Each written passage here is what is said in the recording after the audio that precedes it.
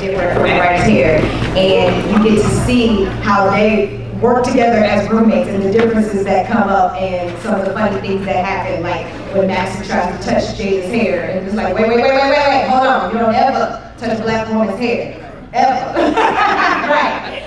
And just things like that throughout the series, and how Madison starts to learn. Like if you notice it in the early part of the episode, she's like, oh, they have avocado hair masks? Like she's starting to learn the different things that we as black women have to go through in taking care of our hair. So how important, just a random question since you brought that up, how important do you think that conversation is when it comes to us having other cultures or ethnicities that we are involved with or that are around us, or sometimes even in our families, and a lot of interracial families are now being manifested more than ever, probably, co-workers, friends, things like that. How important do you think those types of conversations are? Absolutely. First, before I answer that question, I do want to introduce my co-executive producer, Brianna Graham. Do you want to introduce yourself, Bree? Yeah, sure. Hello, everybody. Like you said, I'm Brianna, and I'm the co-executive producer for this show, working on the Kinks, and I'm producing another show coming out soon called Girls. So yeah, I'm just focused on that, focused on writing and the show. Yeah. Also, yeah, and social media for both of us. My social media is Bree Films 93. That's BRI Films FILMS 93 on Instagram. Sure. Yes, and I'm J. Nycole with a Y. J. Nycole Rock, just the letter J. But in answer to your question, I think it's very important, which is why a big part of why I created the series. And because this has served not only as entertainment, my purpose is not only to serve as entertainment, but also as education as well. Yes, awareness, education, and even empowerment as well. But it's been so interesting when we screened this. The first time we actually screened this publicly was in a mixed audience. It wasn't just in front of black women, and it's actually predominantly a white audience. And I was a little bit nervous when we first screened it. It wasn't this episode, it was the first episode. And I was a little bit nervous, but afterwards, the feedback that we got from the people was so interesting. For example, this one woman, a white woman, came up to me afterwards and said, thank you so much for showing that, because I have some black friends, and there was this one young lady that I thought her hair was so interesting, and I wanted to touch it and see, and she was fine with it, but her friend kind of looked at me funny and started acting kind of funny to me, and I didn't understand, but now that I've watched the show, I understand why. She said, so thank you so much for educating me. So yes, absolutely. Okay, so speaking of that, what is the major platform or the main primary platform that your series is on? Because I think it's a great idea the next time a fellow coworker comes up to you, or any random non-melanated woman comes up and wants to touch your hair, you can greet them nicely with a smile and say, you know what, pull your phone out real quick and go to this website and check out these series. So what would that platform be? Sure. As a matter of fact, like she said, pull out your phones. Pull out your phone, and it is at walkseries.com. If you go to walkseries.com, that will take you directly to the YouTube. It's on YouTube right now. But if you go to walkseries.com, that's WOK series, SERIES.com. Go to walkseries.com. And it should come up the YouTube page that the series is on. And if you subscribe, our channel is Live Your Life Productions. So the first 20 people today who show me that they have subscribed to our channel and also sign up for our newsletter, Brianna has a sign up sheet for our newsletter, you'll get a $50 gift card for a hotel gift card that you can use at any hotel that you're choosing. So after this, just come and sign up and show me that you subscribe, and you're good. And WOK series, WOK series, SERIES.com. And that's also our handle on all social media too, at WOK series. That's us, working out the kinks. Yep. I think that this is so important because even on yesterday, there were some discussions that were going on here in the panel, not just for non-melanated women, but all of the different attitudes that melanated queens give to each other based on the different textures of their hair. Definitely colorism is an issue that we still struggle with, but that colorism leads to hair and what we see it as and how it's defined. So I love how in the video it shows two black queen sisters that are very different in their hair, and one has a perception about the other, even though they're both black. But because their experience or their lifestyle is different, they have a different perception of what their expectations look like or should be. So you had the one with the relaxed hair who is like, girl, what you running for? What are you running for? And then in my mind, girl, you gotta relax and you'll be fine. So I think that we need to practice having the conversations more amongst ourselves, amongst our families, and even especially with our children, so we can have a better understanding and acceptance of everybody. Yeah, and piggybacking on that, that was also a focus or a point of this episode. If you notice at the end, they're kind of like, well, how do you call yourself natural if you have all this product in here? So I wanted to start that conversation too. What is, just as a thought point, like what does being natural actually mean? Just to comment on that, I remember there was a point in my natural hair journey, and I've always been natural, but there was a point where I was so fixated on my curl pattern. Like, everybody wants to have a tight, coily curl, and as somebody who has 4C hair, you don't always need to have a defined curl pattern for your hair to be beautiful or anything like that. And so even that is important nuance in the natural hair movement. Absolutely. Definitely should be acknowledged and talked about. Absolutely, and I'm glad that we have platforms like this where we can be a little bit more transparent about all of our differences, all of our expectations, our understandings. And once we have these type of conversations, I want to definitely commend you guys for putting this out there, because it's going to help us as sisters first. Before we go out to anyone else, it's going to help us as sisters to really understand and love on one another. Absolutely, absolutely, yeah. Thank you so much. I would love to hear if you guys had any feedback for that question that was kind of brought up at the end, or if you have any questions about the series itself. But I would love to hear feedback or thoughts you guys have on what does it mean to be natural,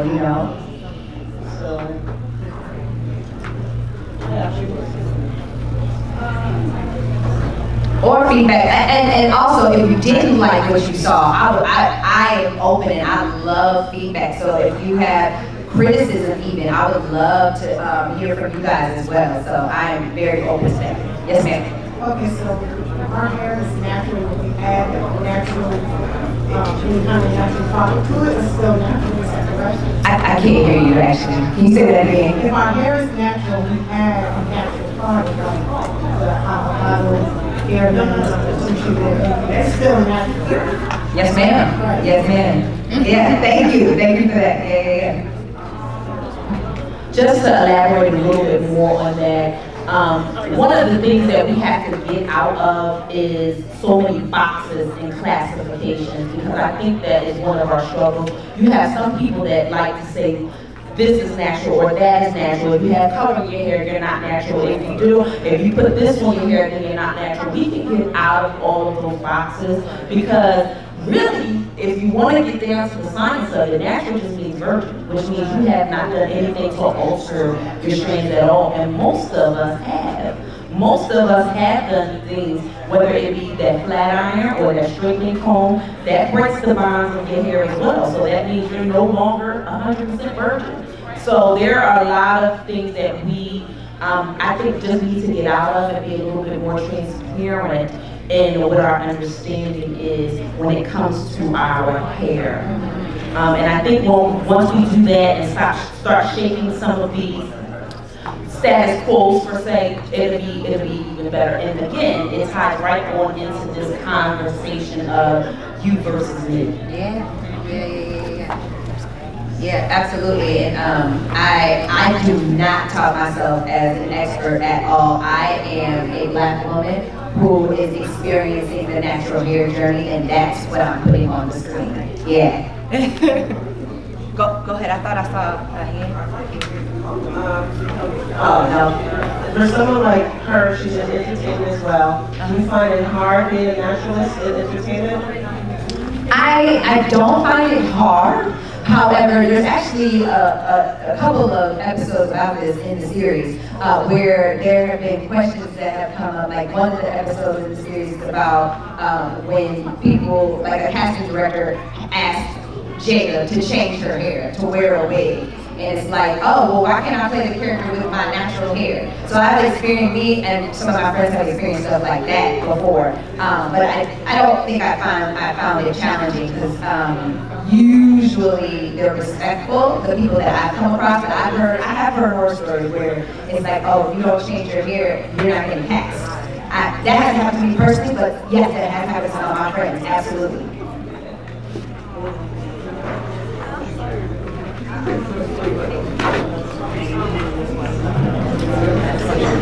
I thought I saw that, but maybe I was mistaken. Okay. For instance, you're an established actor, an established star, and I know some people here might have YouTube and Instagram that they're starting. What advice would you give them, or how would you tell them to become more professional if they want to take their YouTube or their branding to a bigger level? That's a great question. Definitely you want to understand that the quality of what you're doing matters. So, well, first of all, I would say just start. Whatever if you're hesitant to start, just start, because putting yourself out there, people will start to see you, and that matters. But then as you keep going, you want to make sure you're looking at yourself and knowing what you see that you like about it and don't like about it, and continue to hone it and get it better and make it better and make because quality matters. People are going to be looking at the quality, not only of the work that you're doing, if you're putting out monologues, or if you're singing, or if you're putting out skits, but also the quality of the camera. So as you get more and more into it, if you can get better quality camera, better quality sound. I know we had sound issues today. That matters. If people can't hear what you're saying, the message is not going to get across. So just as you keep going, just make sure you're honing and making it better and better quality as you go. Because that's the professionalism that she's talking about. Absolutely.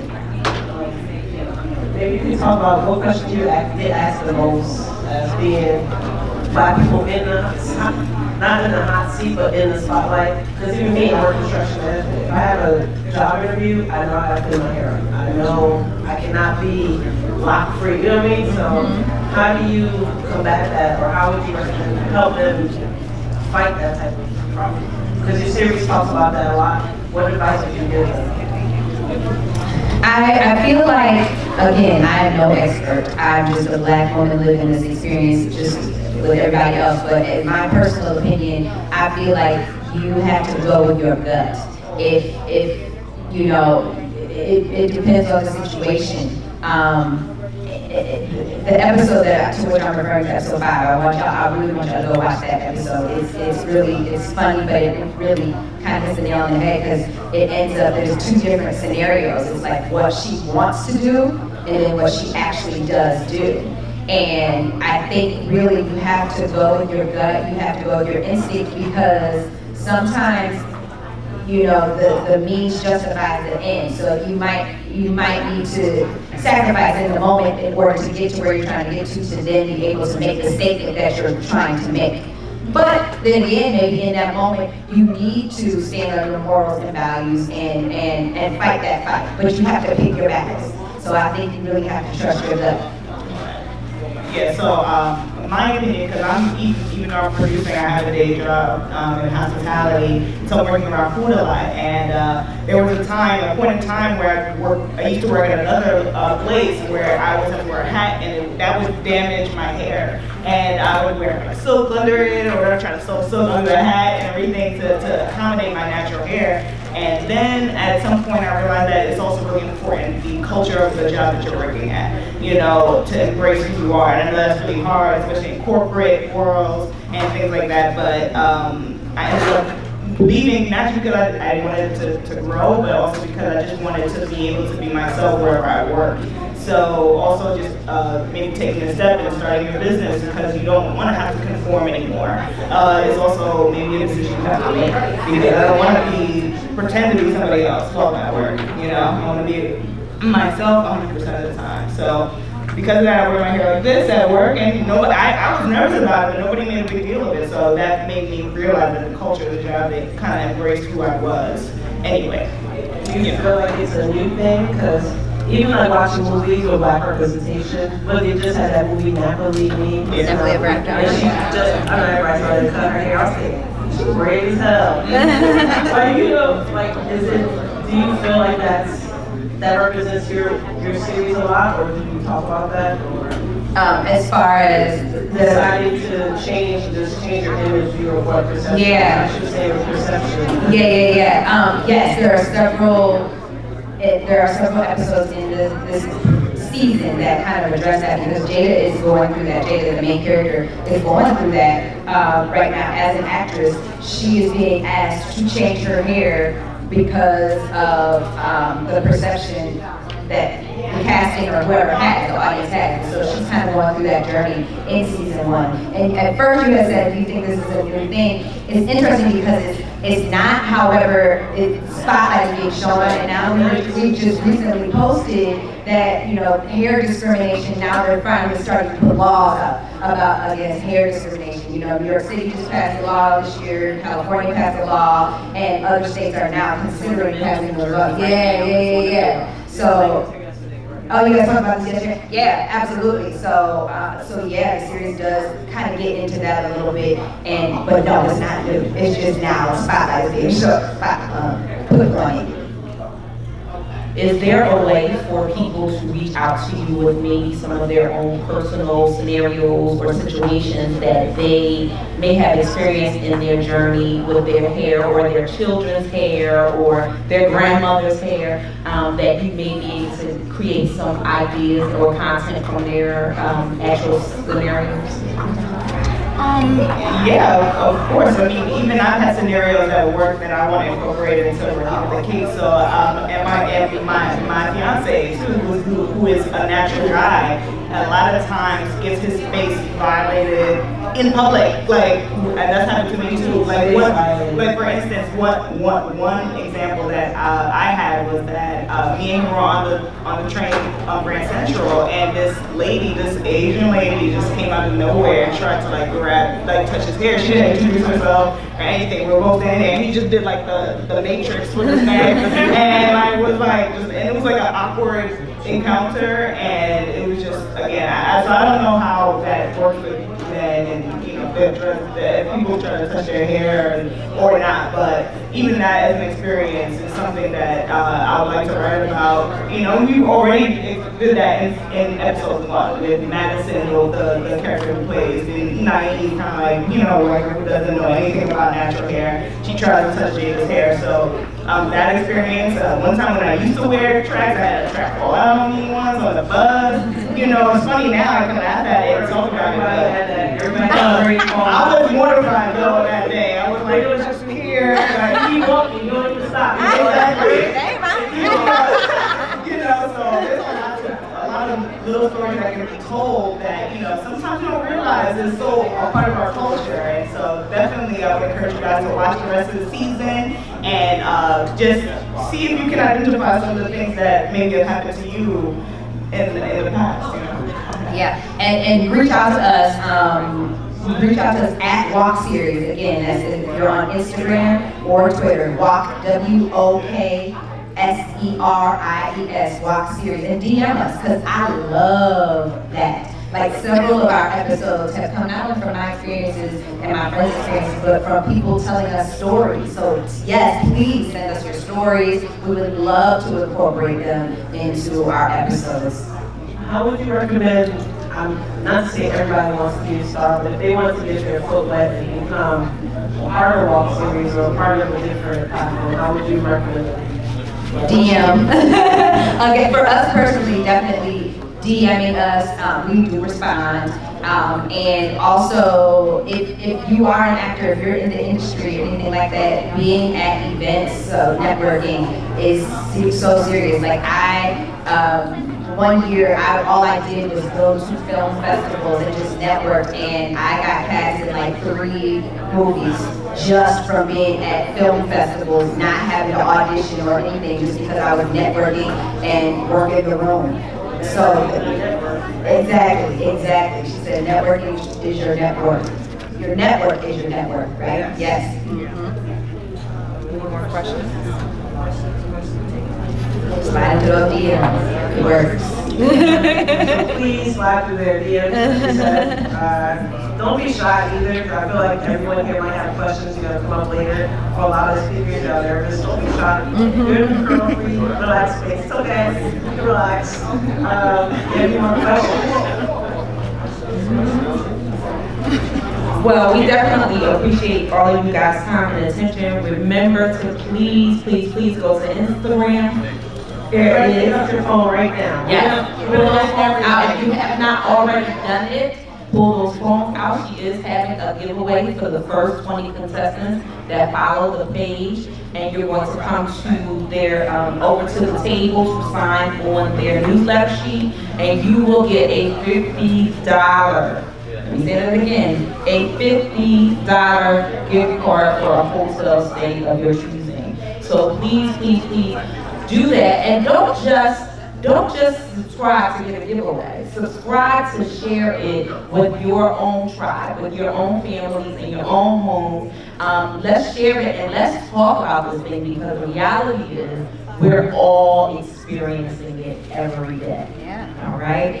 Well, thank you so much, ladies. It was amazing spending this time with you, and we're hoping that they stick around for the rest of the day so that we all can talk to them. Give it up for your moderator too. Jim's here earlier. So my Instagram, for those of you who were not here earlier, I am at Limitless Fatima. So that's Limitless Fatima, all one word on Instagram. Feel free to follow me. I am a natural hair professional and educator, and I am also an ambassador of health, wealth, and beauty, because I am versed in the industry of finances, and I believe in having a healthy body. Make sure you talk to the people you see here. Don't be strangers. Health, wealth, and beauty. Health, wealth, and beauty. Yeah. Don't forget to follow back now. Oh, follow back. Follow back. Serious.